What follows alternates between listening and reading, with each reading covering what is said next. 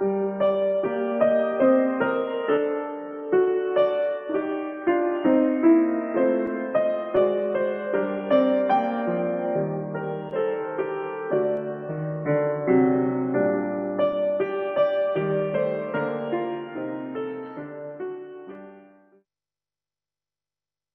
et bienvenue à vous tous et toutes.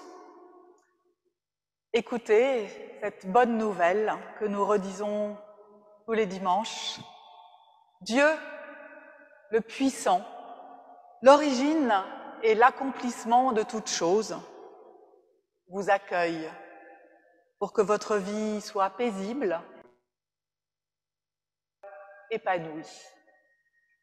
Alors, frères et sœurs, qui que vous soyez, la grâce et la paix vous sont donnés de la part de Dieu et de Jésus, notre Christ. Amen. Et nous prions.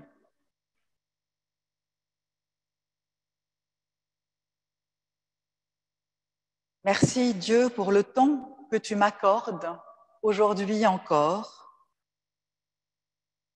Aide-moi à réserver chaque jour le temps de te rencontrer, le temps d'écouter les autres et de m'en préoccuper, le temps de respirer et d'admirer, le temps de sourire et de remercier, le temps de m'arrêter et de réfléchir. Seigneur, que ton esprit habite le temps que tu m'offres et lui donne sa dimension d'éternité.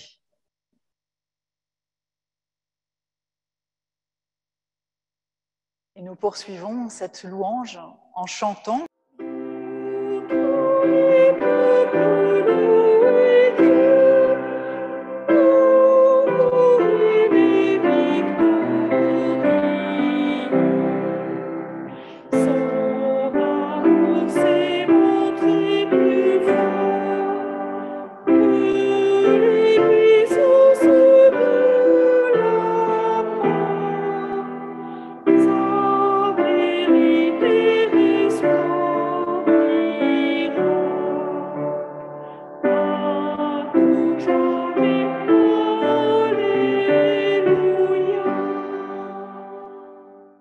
Et pour poursuivre, je vous propose le 2108. C'est toi, Seigneur, qui nous unis pour chanter ton amour et ta parole. Ô Jésus-Christ, nous rassemble en ce jour. Il me semble que ça dit bien ce que nous faisons ici, autour de la parole de Dieu qui nous rassemble. C'est toi, Seigneur, qui nous unis pour chanter ton amour. Et la parole de Jésus-Christ nous rassemble en ce jour. Unis par une même foi, nous allons tous au-devant de toi. Et tu nous ouvres le chemin du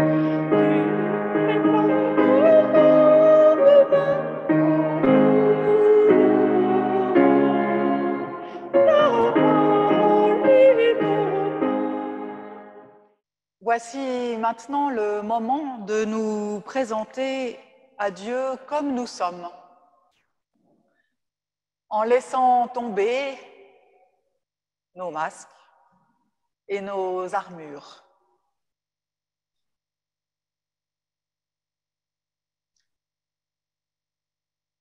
Notre Dieu, nous invoquons ta présence.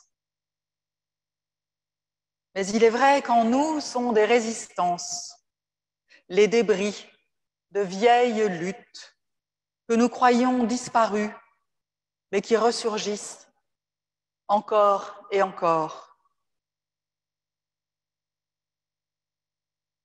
Aille bien regarder au fond de nous, il y a aussi les traces d'anciennes peurs, peut-être pas si anciennes, Notre Dieu, aide-nous à en débarrasser nos vies afin que la place soit libre pour toi. Et vois aussi les anciennes rancunes, ressentiments d'autrefois et amertumes qui persistent, enfouis et déjà pardonnés, mais qui pourtant nous pèsent.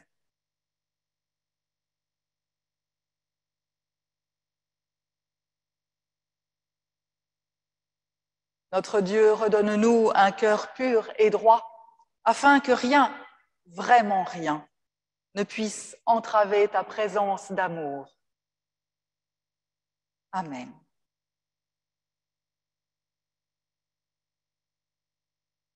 Et nous pouvons maintenant entendre les paroles de pardon et de libération que Dieu nous adresse. Je pense que nous pouvons nous lever pour les accueillir.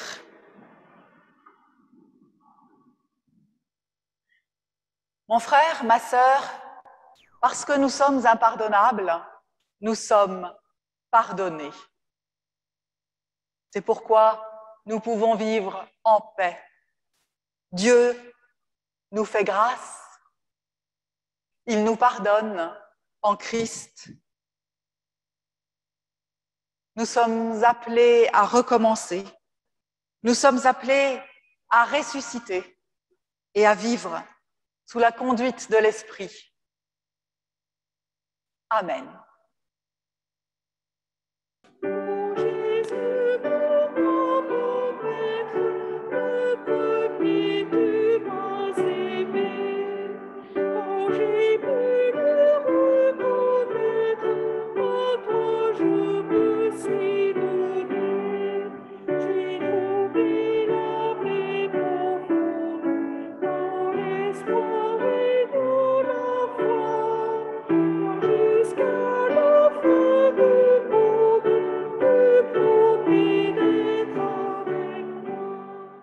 C'est maintenant le moment d'ouvrir la Bible. Et avant cela, nous allons prier avec les mots de sœur Myriam, diaconesse. Elle nous exhorte. Deviens en toi-même une maison de paix, un point tranquille tourné vers Dieu. Mets-toi à l'école du silence profond et vrai, qui n'est pas mutisme, mais passerelle vers l'écoute et la communion. N'emplis pas tes jours de mots inutiles et d'agitation. Nos villes surchargées de bruit tuent dans l'humain ce qu'il a d'essentiel. Ouvre à Dieu une porte au cœur purifié de ton amitié.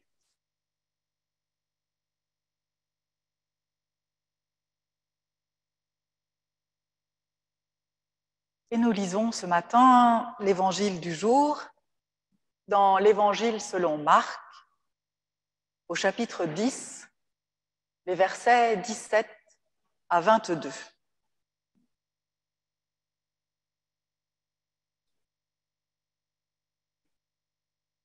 Comme Jésus se mettait en chemin, un homme accourut et se mit à genoux devant lui pour lui demander : « Bon maître, que dois-je faire pour hériter la vie éternelle ?» Jésus lui dit : « Pourquoi me dis-tu bon ? Personne n'est bon, sinon Dieu seul. Tu connais les commandements. Ne commets pas de meurtre, ne commets pas d'adultère, ne commets pas de vol, ne fais pas de faux témoignages, ne fais de tort à personne, honore ton père et ta mère. » L'homme lui répondit : « Maître, j'ai observé tout cela depuis mon plus jeune âge. » Jésus le regarda et l'aima. Il lui dit : Il te manque une seule chose.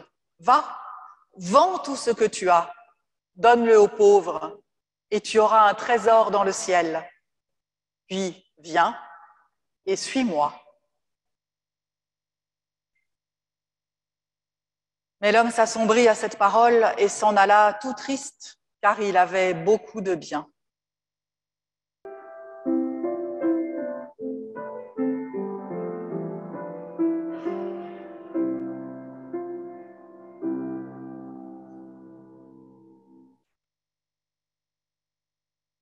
Jésus le regarda et l'aima.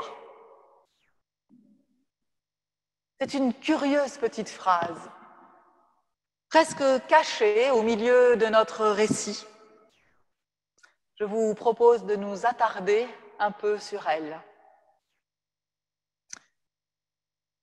Cet homme riche qui ne sera pas capable de suivre Jésus, eh bien, Jésus l'aime.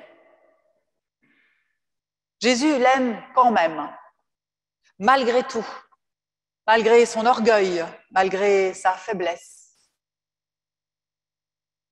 Ou peut-être Jésus l'aime à cause de cela. En tout cas, ce n'est pas parce qu'il a suivi tous les commandements depuis son enfance que Jésus l'aime.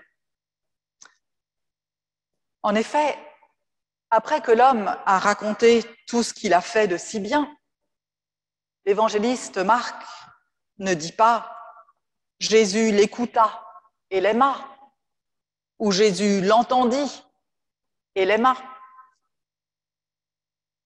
Mais Jésus le regarda et l'aima.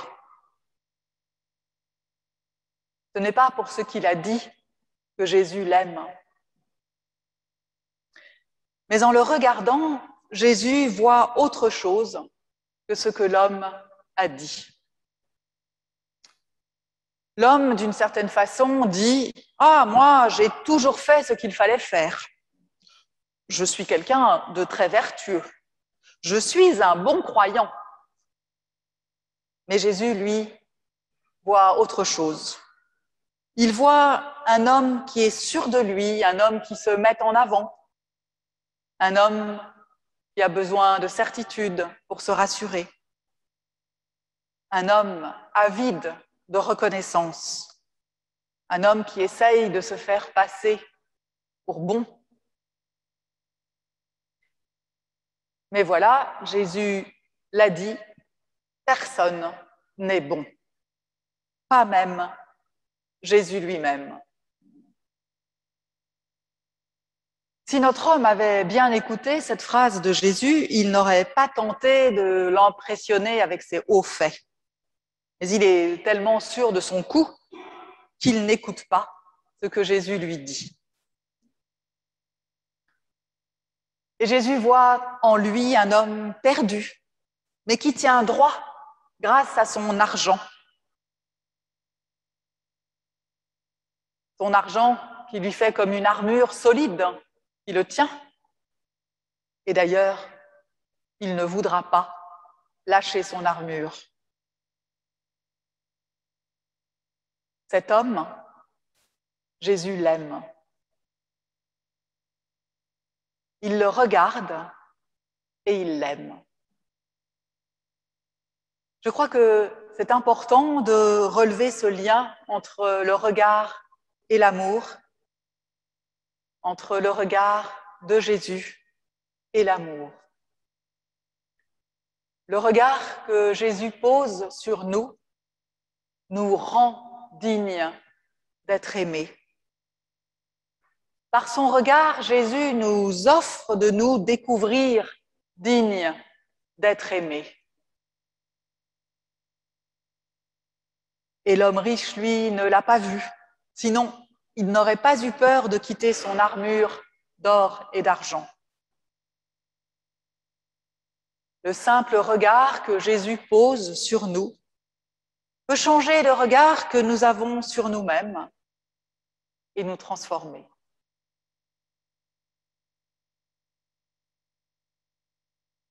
Dans l'évangile de Marc, puisque nous sommes dans l'évangile de Marc, l'usage du verbe aimer est suffisamment rare pour que nous allions voir les autres endroits où on le trouve. Il est utilisé en tout 5 fois dans l'évangile de Marc.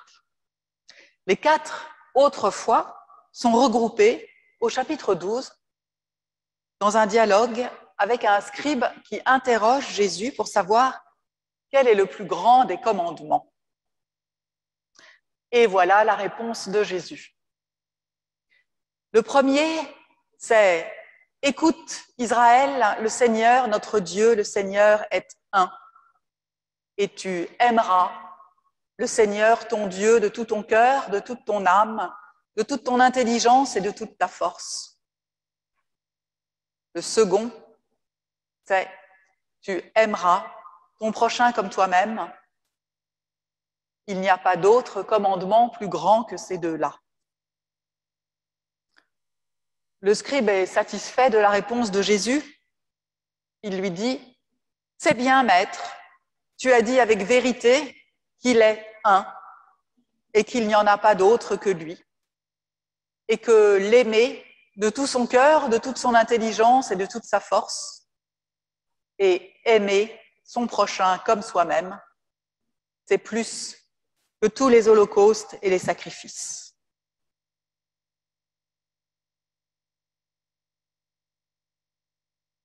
Le verbe « aimer » est donc chez Marc toujours lié aux 10 commandements. Dans notre récit de ce matin, c'est la deuxième partie des 10 commandements qui est citée, celle qui dit comment se comporter vis-à-vis d'autrui. Vous savez, tu ne tueras pas, tu ne voleras pas, tu ne prendras pas la femme d'un autre, etc. En gros, tu respecteras tout ce qui n'est pas à toi. Et puis 2 chapitres plus loin, au chapitre 12, là où il y a les 4 autres occurrences du verbe aimer, ce sont les premiers commandements, ceux qui sont liés à notre relation à Dieu, qui sont convoqués. Tu aimeras le Seigneur ton Dieu de tout ton cœur. Et puis toute la suite est résumée par cette célèbre formule, tu aimeras ton prochain comme toi-même. Et la discussion avec le scribe rejoint le dialogue avec l'homme riche, celui qui voulait la vie éternelle. Après le dialogue avec le scribe, Jésus termine par « Tu n'es pas loin du royaume de Dieu ». La vie éternelle pour l'un, le royaume de Dieu pour l'autre, me paraissent être 2 façons différentes d'appeler la même chose. Alors j'ai dit que le regard de Jésus nous rendait dignes d'être aimés. Il nous rend dignes d'entrer dans le royaume de Dieu, d'avoir accès à cette vie éternelle, cette vie qui est régie par un seul verbe, aimer.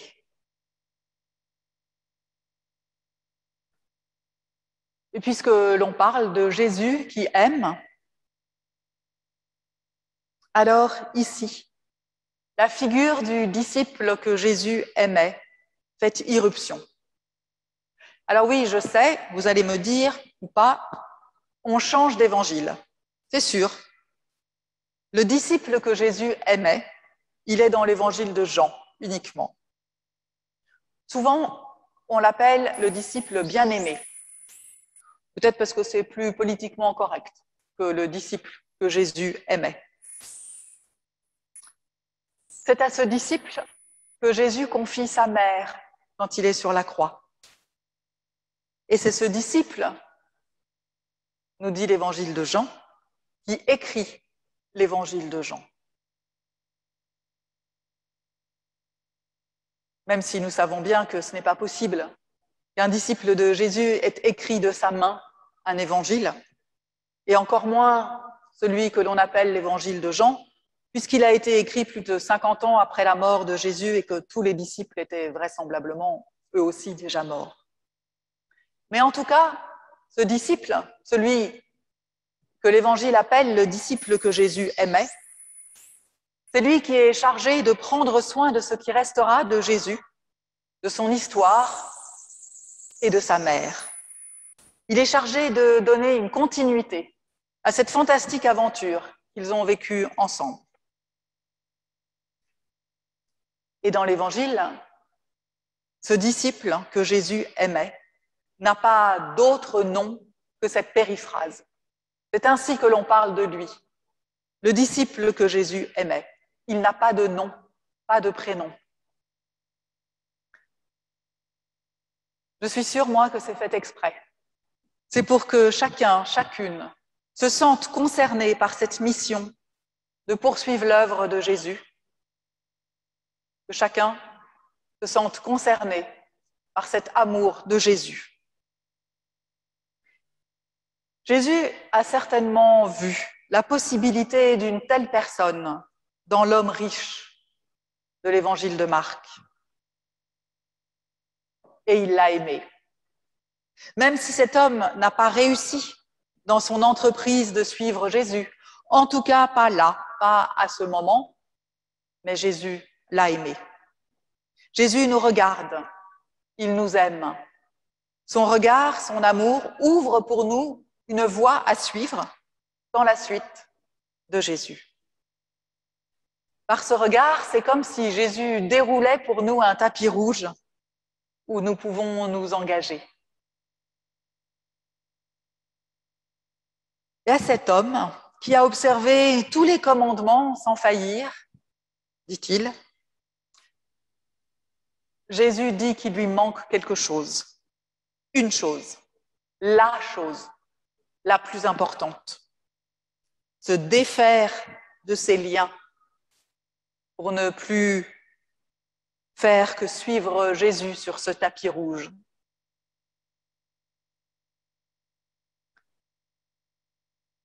Alors aujourd'hui, ce dimanche 10 octobre 2021,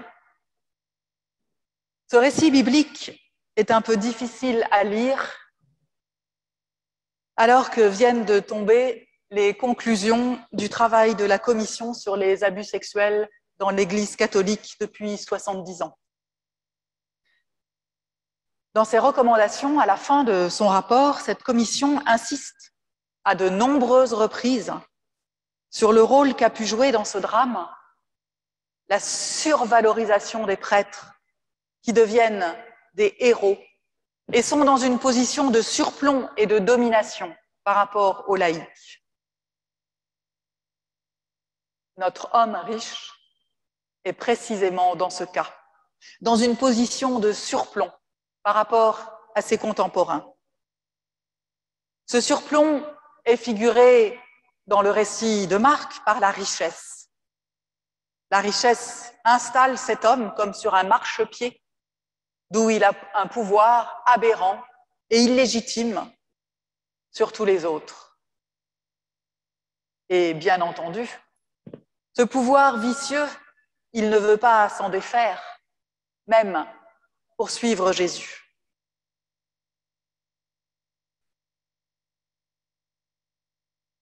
Frères et sœurs, il ne fait aucun doute que Jésus regarde l'Église catholique et l'aime. Il ne fait aucun doute que Jésus lui déroule un tapis rouge qu'elle n'a plus qu'à suivre, à condition de changer de posture, de déposer les attributs de domination et d'assujettissement qu'elle réserve à certains et qui ont permis cette catastrophe avant tout humaine, mais aussi institutionnelle. L'avenir dira si l'Église catholique joue le jeu ou si elle repart assombrie et triste comme l'homme qui voulait rester riche. Et même s'il ne semble pas à ce jour que nous soyons impliqués en tant qu'individus ou en tant qu'institution dans un drame de cette ampleur, ne nous croyons pas à l'abri de cette tentation de toute puissance et d'oppression. L'Église protestante ne vaut pas mieux. Cet homme riche, cet homme de pouvoir, c'est nous. Frères et sœurs, il ne fait aucun doute que Jésus nous regarde et nous aime, qu'il nous attend dans son royaume où le seul commandement qui prend la place de tous les autres, c'est « tu aimeras ». Pour le suivre, il faut lâcher nos carcans, nos armures, descendre de notre piédestal. Il n'y a personne de bon. Il n'y a que le regard de Jésus qui nous rend aimables, qui nous donne à notre tour la possibilité d'aimer. Tu aimeras. Amen.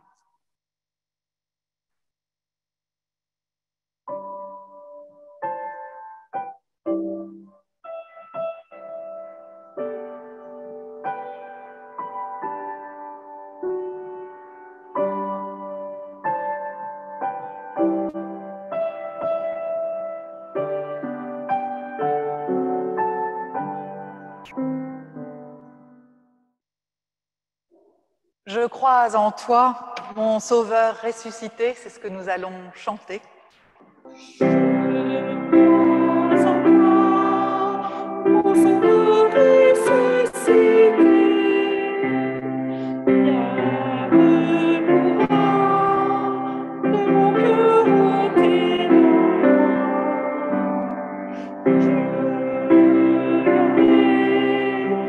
Je la fierté du baptisé. France conduisait de mélange.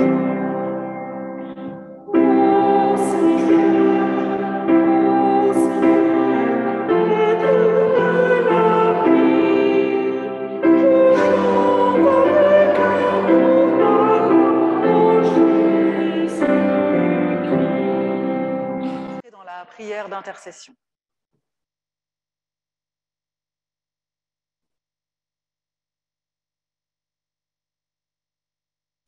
Seigneur, donne-nous de déposer les armes devant toi. Donne-nous de déposer les attributs de puissance devant toi.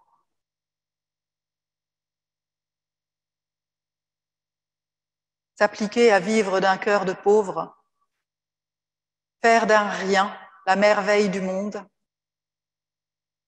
s'oublier pour un simple sourire, dire d'un mot l'éclat brûlant du cœur, souffler comme un enfant sur la barque endormie, la rendre au flot et à la brume, regarder partir les oiseaux migrateurs, suivre très longtemps la trace de leurs ailes,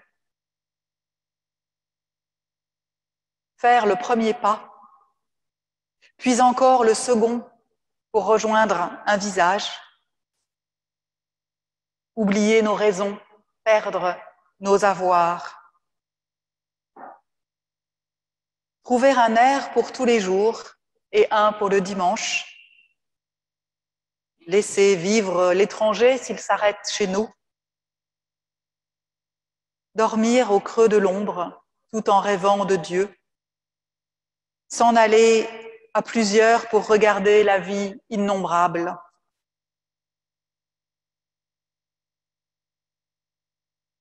Seigneur, donne-nous de déposer les armes devant toi.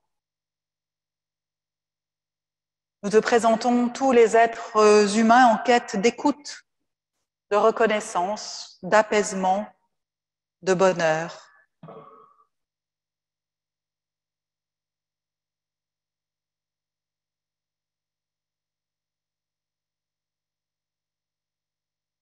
Qu'ils puissent trouver en nous, dans notre regard, dans nos gestes, l'assurance que tu les aimes.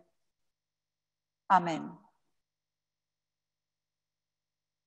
Levons-nous pour recevoir la bénédiction de la part de Dieu.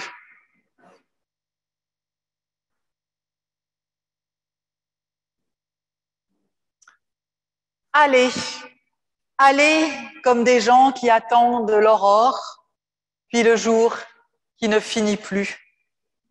Allez, simples comme des enfants, prudents comme des sages. Allez, et ne tremblez pas. Allez pour aimer la terre au fond de vous, dans l'éclat secret d'un amour. Allez, n'oubliez pas de chanter. Dieu vous bénit et vous garde, vous et tous ceux que vous aimez. Amen.